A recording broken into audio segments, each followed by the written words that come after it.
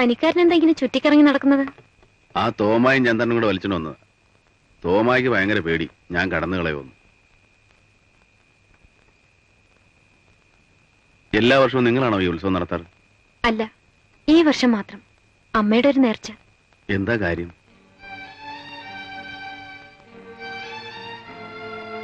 പറയാൻ പാടില്ലാത്ത വല്ല കാര്യമാണ്.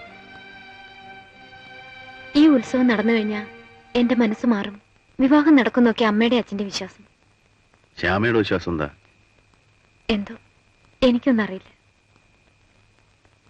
സാറ് ഉത്സവം കഴിയാണ്ട് പോലല്ലോ? ഇല്ല, ഇത് ഭയങ്കര ബോറാണ് കേട്ടോ, ഈ സാറേ സാറേ എന്നുള്ള വിളി. പിന്നെന്ത് വിളിക്കും?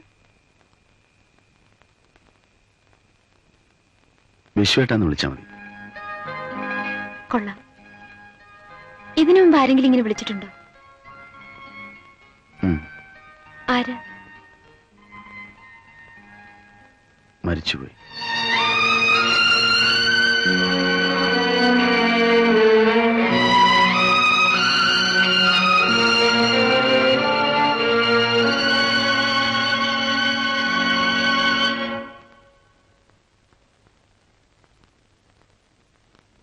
രണ്ടു ദിവസത്തെ എഴുത്ത് മുടങ്ങിയൊന്നും സാരമില്ല.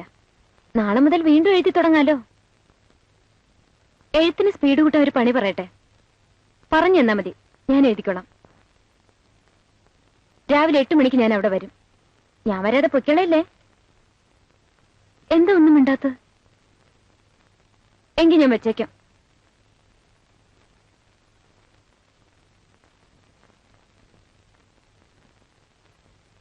വിശ്വട്ടാ.